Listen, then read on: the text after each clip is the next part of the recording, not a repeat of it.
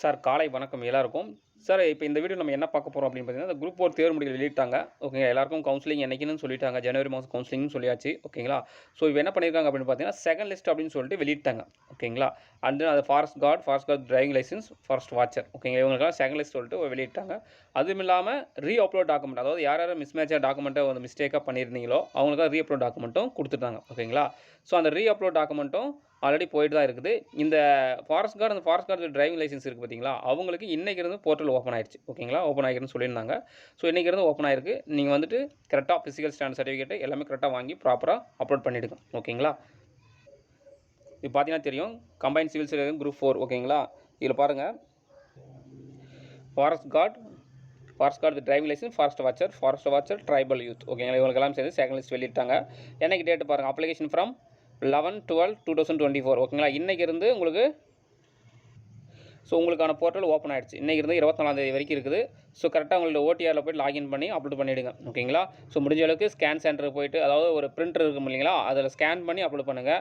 So எங்கிட்ட already பிடிஎஃபாக இருக்குது, நான் அதை பண்ணிடுறேன் அப்படின்னு தயவுசெய்து அந்த தவறை மட்டும் செஞ்சிட வேணாம். ஏன்னா எகைன் அப்லோடிங் டாக்குமெண்ட் கொடுப்பாங்களான்றது எனக்கு தெரிஞ்ச சான்சஸ் கம்மி தான். ஓகேங்களா. இப்போ ஆல்ரெடி ஃபஸ்ட்டு ஃபேஸில் ஒரு ரிசல்ட் வெளியிட்டாங்க பார்த்தீங்களா, அதில் வந்தவங்களுக்கு வேணால் இப்போ அப்லோடிங் டாக்குமெண்ட்டுக்கு வந்து கொடுத்துருக்காங்க. அது ஓகேங்களா.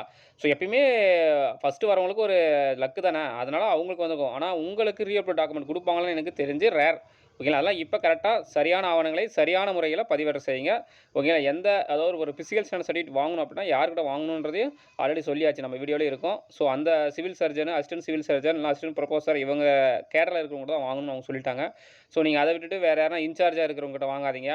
ஓகேங்களா. முடிஞ்ச அளவுக்கு நீங்கள் கவர்மெண்ட் ஜிஹெச், ஓகேங்களா, அந்த டிஸ்ட்ரிக்ட் ஜிஹெச்லேயே போய்ட்டு வாங்கிடுங்க. ஓகேங்களா. ஸோ எல்லாம் துணை ஆரம்ப சுகாதார நிலையத்துக்கு சார் அப்படின்னு சொன்னீங்கன்னா, அங்கே போனீங்கன்னா அவங்க யாரும் இன்சார்ஜ் இருப்பாங்க. இன்சார்ஜ் போட்டால் கூட ஒரு சில டாக்குமெண்ட்டை ரிமூவ் பண்ணி, அதாவது ரிஜெக்ட் பண்ணியிருக்காங்க. ஓகேங்களா. அதனால் இன்சார்ஜ் இருக்கிறவங்க கிட்ட தயவு செய்து வாங்காதீங்க. ஓகேங்களா. ப்ராப்பராக அவர் தான் அந்த சீட்டில் இருக்காரான்றவங்ககிட்ட மட்டும் வாங்கிக்கோங்க. அப்படி இல்லைனா நீங்கள் கவர்மெண்ட் ஜிஹெச், அதாவது அந்த டிஸ்ட்ரிக்ட் ஜிஹெச்சில் போய்ட்டு முடிஞ்ச அளவுக்கு வாங்கிடுங்க சார். ஓகேங்களா. இந்த செகண்ட் லிஸ்ட் வந்தவங்க மட்டும் ஃபிசிக்கல் ஸ்டாண்டர்டு, ஐ ஃபிட்னஸ் சர்டிஃபிகேட். ஓகேங்களா. இது ரெண்டுமே மெடிக்கலில் தான் வாங்கிடணும் இல்லையா. அதனால் அவங்க முடிஞ்ச அளவுக்கு அந்த டிஸ்ட்ரிக்ட் ஜிஹெச்சில் வாங்க பாருங்கள் சார். ஓகேங்களா. இதுக்கு முன்னாடி வேணால் கூட பரவாயில்ல, துணை ஆரம்ப சுகாதாரத்தில் வாங்குங்க நானே சொல்லியிருப்பேன். பட் இப்போ அது உங்களுக்கு வேண்டாம். ஓகேங்களா. ஸோ பாருங்கள், forest guard name of the post, post code 3317 3494. இந்த 3494 என்பது ஃபாரஸ்ட் கார்டு வந்து பிளான்டேஷன், அதாவது மரம் நடுறது, அதெல்லாம் பார்த்தீங்கன்னா அதுக்கு ஒரு கார்டு, அந்த போஸ்ட் கோடு. இது பார்த்தீங்கன்னா 3317 ஃபாரஸ்ட் கார்டு. இது என்னன்னா பீட்டுக்கு அந்தந்த ஃபாரஸ்ட் உங்களுக்கு ஒரு 3 கார்டு கொடுத்துருப்பாங்க, இல்லை 4 கார்டு கொடுத்துருவாங்க. ஒரு 4 ஏரியாவுனா ஒரு 5-6 கார்டாவது இருக்கும் ஒரு வில்லேஜ்னஸ்னா.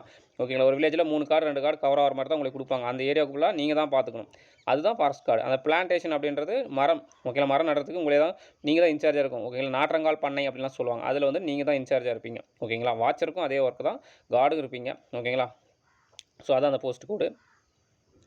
சார் இது பார்த்தீங்கன்னா ஃபாரஸ்ட் வாட்சர் ட்ரைபல் யூத். ஓகேங்களா. அது 3319 என்பது ஃபாரஸ்ட் வாட்சர். அதான் சொன்ன மாதிரி பீட்டுக்கான வாட்சரை நீங்கள்.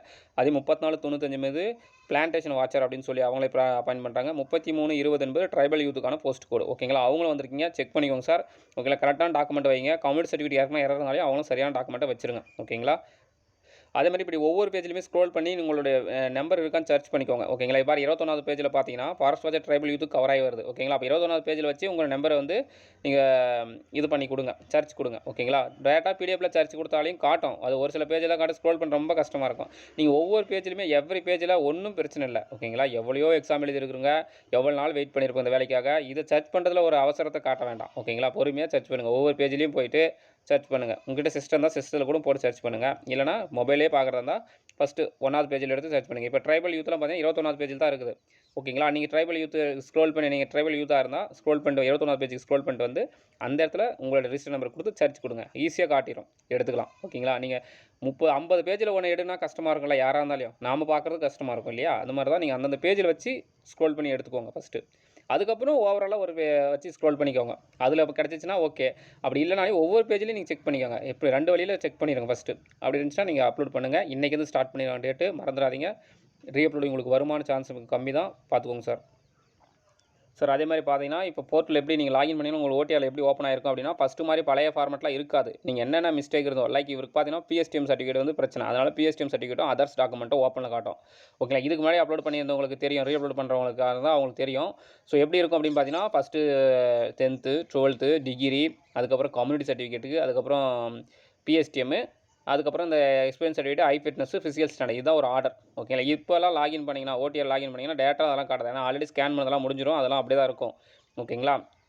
ஸோ இவங்களுக்கு அந்த செகண்ட் லிஸ்ட் வந்தவங்களுக்கு ஃபுல்லாகவே இந்த மாதிரி என்னென்ன எரர் இருக்குதோ அவங்களாம் அதை அப்லோட் பண்ணுற மாதிரி இருக்கும். ஆல்ரெடி அப்லோட் பண்ணவங்களுக்கு புதுசாக அப்லோட் பண்ணுறவங்களுக்கு எல்லாமே ஆல்ரெடி எப்பயும் போல தான் காட்டும். ஓகேங்களா. 10th 12th எல்லாமே காட்டும்.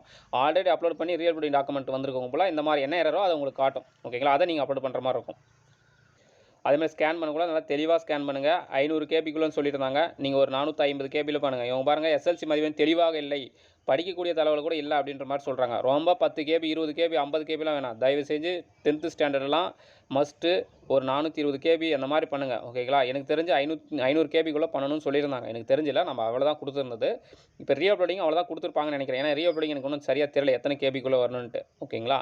ஆனால் 500 கேபிக்குள்ளே இருக்கணும் மேக்ஸிமம், அதுதான் சொல்லியிருக்காங்க. ஸோ மினிமம் இல்லை மேக்ஸிமமே அவ்வளோதான். நீங்கள் மினிமம் அப்படிங்கும்போது ஒரு 450 கேபிக்குள்ளே நீங்கள் அப்லோட் பண்ணிவிடுங்க சார். ஸ்கேன் பண்ணிவிடுங்க. இந்த மாதிரி ஸ்கேன் பண்ணிட்டு ஒழுங்காக இல்லை ஸ்கேன் பண்ணுறதுல நாம் கரெக்டாக தான் சொல்லுவோம். ஆனால் அவங்க வச்சு சும்மா பிரிண்டர் வச்சு ஸ்கேன் பண்ணிடுவாங்க ப்ரௌசிங் சென்டரில். புரியுதுங்களா. நீங்கள் தெளிவாக சொல்லுங்கள். அந்த டிபிஐன்னு ஒன்று சொல்லுவாங்க, அதை கொஞ்சம் ஏற்றுங்க. ஓகேங்களா. அந்த ரெசல்யூஷனை கொஞ்சம் ஏற்றணும். ஓகேங்களா. அதை ஏற்றினீங்கன்னா ஆட்டோமேட்டிக்காக ஸ்கேனிங் அதிகமாகிடும். ஓகேங்களா. அதை நம்மளும் குறைச்சி ஸ்கேன் பண்ணுவாங்க ப்ரௌசிங் சென்டரில் பார்த்தீங்கன்னாவே தெரியும். ஓகேங்களா. நீங்கள் சொல்லுங்கள் அந்த டிபிஐன்றதை ஒன்று ஏற்றுங்க சார், கொஞ்சம் கூட ஏற்றுங்க அப்படின்னு சொல்லுங்கள். அப்படி சொல்ல வேணாம். நீங்கள் அதை சொன்னீங்கன்னா கூட அவங்க ரொம்ப இதாக பண்ணிக்குவாங்க. சார் எனக்கு வந்து 400 கேபியில் இருக்கிற மாதிரி பண்ணி கொடுங்க அப்படின்னு சொல்லிவிடுங்க தெளிவாக. ஓகேங்களா. அதே மாதிரி இந்த பிஎஸ்டிஎம் சர்டிஃபிகேட் சொன்னல சார், அவங்க வந்து ரீஅப்லோட் வந்தவங்களாம் கரெக்டாக வாங்கிக்கோங்க. இது பாருங்கள் ஒரு டெமோ தான். இந்த சர்டிஃபிகேட் என்ன இருக்குது அப்படின்னு பார்த்தீங்கன்னா, உங்களுக்கு வந்து எஜுகேஷன் இன்ஸ்டியூட்டோட சீல் இருக்குது. ஓகே. இங்கே அந்த பிரின்சிபாலோட சீல் இல்லை. ஓகேங்களா. இயக்குனர்னு அவர் வந்து மென்ஷன் பண்ணிட்டாரு. இயக்குனர்னா சீல் இருக்கணும்ல, சீல் இல்லை. ஓகேங்களா. அது பெரிய மிஸ்டேக்கு. ஓகேங்களா. அப்போ ஒரு பிஎஸ்டிஎம் சர்டிஃபிகேட் என்ன இருக்கணும், 2 சீல் இருக்கணும். ஒன்று அந்த ஸ்கூல் சீல் இருக்கணும். I mean school seal and then அந்த ஒரு ஹெச்எம்னா ஹெச்எம் சீல் இருக்கணும். 2 சீல் இருக்கணும். அதேமாதிரி காலேஜ்னா பிரின்சிபல் சீல் இருக்கணும், இல்லை டீனு அந்த இன்ஸ்டியூட்டை பொறுத்து அவங்களோட சீலும் அந்த இன்ஸ்டியூஷனோட சீலும் இருக்கணும். 2 சீல் இருக்கணும் சார். அப்படி இல்லைனா ரிஜெக்டட் தான், ரீஅப்லோடிங் வந்துடும். திரும்ப ரீஅப்லோடிங் வருமானு எனக்கு தெரியாது. ஓகேங்களா. சார் இது என்ன பிஎஸ்டிஎம் தான், எரர் என்ன அப்படின்னு பார்த்தீங்கன்னா, ரிஜிஸ்டர் இன்சார்ஜ் இருக்குது, இன்சார்ஜ் கிட்ட வாங்கக்கூடாது அப்படின்னு சொல்கிறாங்க. ஓகேங்களா. அவங்க கீழே கொடுத்துருங்க சிக்னேச்சர் ஆஃப் த ரிஜிஸ்டரோ, பிரின்சிபலோ, கண்ட்ரோல் ஆஃப் எக்ஸாமினேஷனோ, டைரக்டர் ஆஃப் எஜுகேஷன் இன்ஸ்டியூஷனோ, டைரக்டர் ஆஃப் டெக்னிக்கல் எஜுகேஷனோ. ஓகேங்களா. யாருன்னா ஒருத்தர்கிட்ட இருக்கணுன்றாங்க. இவங்க இன்சார்ஜும் போட்டிருக்காங்க. இன்சார்ஜ் போட்டதுனாலே ரிஜெக்ட் பண்ணியிருக்காங்க. ஓகேங்களா. அதனால தான் நான் சொன்ன முன்னையே சரியான முறையில் சரியான ஆவணங்களை சரியான டிஸ்டிங்ஷன் யார் இருக்காரோ. ஓகேங்களா. அவங்க ஆல்ரெடி சொல்லிட்டாங்க இந்த மெடிக்கல் சர்டிஃபிகேட் இவங்ககிட்ட தான் இருக்கணும் அப்படின்ட்டு. ஓகேங்களா. அவங்ககிட்ட முடிஞ்ச அளவுக்கு வாங்குங்க சார். ஓகேங்களா. ஏன்னா திரும்ப ரீஅப்லோடிங் கொடுக்குவாங்கன்னு தெரியல. நம்ம மறுபடியும் சொல்கிறேன். ஆனால் ரிஜெக்ட் ஆகிட வேணாம். இவ்வளோ கஷ்டப்பட்டு வந்திருப்போம். அதனால் அப்ளிகேஷன் ரிஜெக்ட் ஆனால் ரொம்ப கஷ்டமாகிடும். ஓகேங்களா. நிறைய பேருக்கு என்ன ரிசல்ட்டே வரல, டிட் நாட் ஃபார் வேல்யூவேஷன் எல்லாம் வந்துருச்சு. 17E விதிமீறிட்டீங்கலாம் சொல்லியிருந்திருக்காங்க. நம்ம அதெல்லாம் தாண்டி அந்த தடைகள்லாம் தாண்டி தான் வந்திருக்கிறோம். ஓகேங்களா. ஸோ சிவில் லிஸ்ட் வந்ததே மிகப்பெரிய வெற்றி தான். நான் எல்லா வெற்றியாளரை பொறுத்த வரைக்கும். ஓகே. நீங்கள் ஆர்டர் வாங்குறீங்க வாங்கலன்றது அப்பார்ட்டு, சிவில் லிஸ்ட் வந்ததே மிகப்பெரிய வெற்றி தான் என்னை இப்போ இருக்கிற சுச்சுவேஷன் படி பார்க்கும்போது. ஓகேங்களா. ஏன்னா OMR மிஸ்டேக் நிறைய பேர் பண்ணியிருக்காங்க அதுன்னு சொல்லிட்டு. ஸோ இந்த சர்டிஃபிகேட் அப்லோட மிஸ்டேக் பண்ணிட வேண்டாம். ஓகேங்களா. சரிங்க சார். நம்ம சேனல் இப்போ ஃபஸ்ட் டைம் வாட்ச் பண்ணால் நம்ம சேனல் சப்ஸ்கிரைப் பண்ணுங்கள், சப்போர்ட் பண்ணுங்கள். ஓகேங்களா. அதேமாதிரி மாணவர்கள் என்ன உங்களுக்கு குறைகள் இருந்தால் நம்ம கமெண்ட்டில் சொல்லுங்கள். நான் அதை எப்படின்னு கைட் பண்ணுறேன். எனக்கு தெரிஞ்ச அளவுக்கு நான் கைட் பண்ணுறேன் சார். ஆல்ரெடி நம்ம சாருக்கு நிறைய பேர் சொல்லியிருக்கிறேன். ஸோ எனக்கு தெரிஞ்ச அளவுக்கு இந்த மாதிரி வைங்க அப்படின்னு சொல்கிறேன். ஓகேங்களா. அதே மாதிரி இதுக்கு முன்னாடி நான் சொல்லியிருந்தேன், ஃபஸ்ட்டு லிஸ்ட் வந்தவங்களுக்கு ரீஅப்லோடிங் டாக்குமெண்ட் கண்டிப்பாக வரும். உங்களை ரிஜெக்ட் பண்ண மாட்டாங்க சார் நான் சொல்லியிருந்தேன். அதே மாதிரி கண்டிப்பாக ரீஅப்லோடிங் டாக்குமெண்ட் கொடுத்தாங்க. இதான் டிஎன்பிஎஸ்சி ப்ரொசீஜர். நம்ம ஆல்ரெடி இதில் இருக்கிறோம் இல்லையா, நமக்கு தெரியும். அதனால தான் நான் சொல்ல வந்தேன்.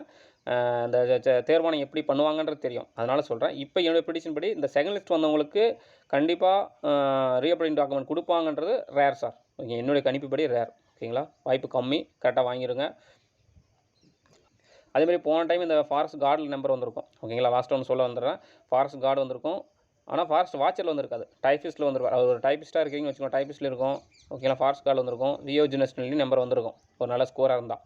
ஆனால் ஃபாரஸ்ட் வாட்சரில் வந்திருக்காது. லைக் யாருன்னா இப்போ 167க்கு ஃபாரஸ்ட் வாட்சர் வரல எனக்கு தெரிஞ்ச ஒரு கேண்டிடேட். ஓகேங்களா. 166க்கு ஃபாரஸ்ட் கார்டு வந்திருக்கு, ஃபாரஸ்ட் வாட்சருக்கு அவருக்கும் வரல. 166 167 கொஷின் போட்டவங்களுக்கு ஃபாரஸ்ட் கார்டில் நம்பர் வந்திருக்கு. ஆனால் வாட்சரில் ஒரு நம்பர் வரல. ஓகேங்களா. ஆனால் இப்போ செகண்ட் லிஸ்ட் வரும்போது என்ன ஆயிருக்குன்னா அவங்க நம்பரும் வந்திருக்குது. ஓகேங்களா. ஸோ அவங்க என்ன பண்ணணும் அப்படின்னு பார்த்தீங்கன்னா ஃபிசிக்கல் ஸ்டாண்டர்ட் சர்டிஃபிகேட் வைக்கணும். ஓகேங்களா. நீங்கள் போர்ட்டல் ஓப்பன் பண்ணிங்கன்னா ஃபிசிக்கல் ஸ்டாண்டர்ட் சர்டிஃபிகேட் கேட்கும்.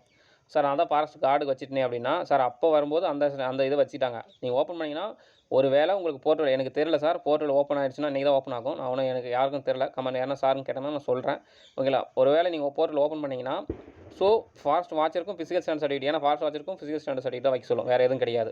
அப்படி ஓப்பன் பண்ணும்போது அது கேட்டுச்சுன்னா ஆல்ரெடி வாங்கியிருப்பீங்களே கார்டுக்கு, அதை அப்படியே அதே வச்சுக்கலாம், ஒன்றும் பிரச்சனை இல்லை. ஏன்னா நோட்டிஃபிகேஷன் பின்னாடி தான் வாங்கியிருக்கணும் அவங்க வந்து சொல்லிட்டாங்க. நீங்கள் நோட்டிஃபிகேஷன் பின்னாடி தான் இப்போ வாங்கியிருப்பீங்க. அதனால் பிரச்சனை கிடையாது. போய் திருப்பணும் புதுசாலாம் வாங்க வேண்டிய அவசியம் இல்லை.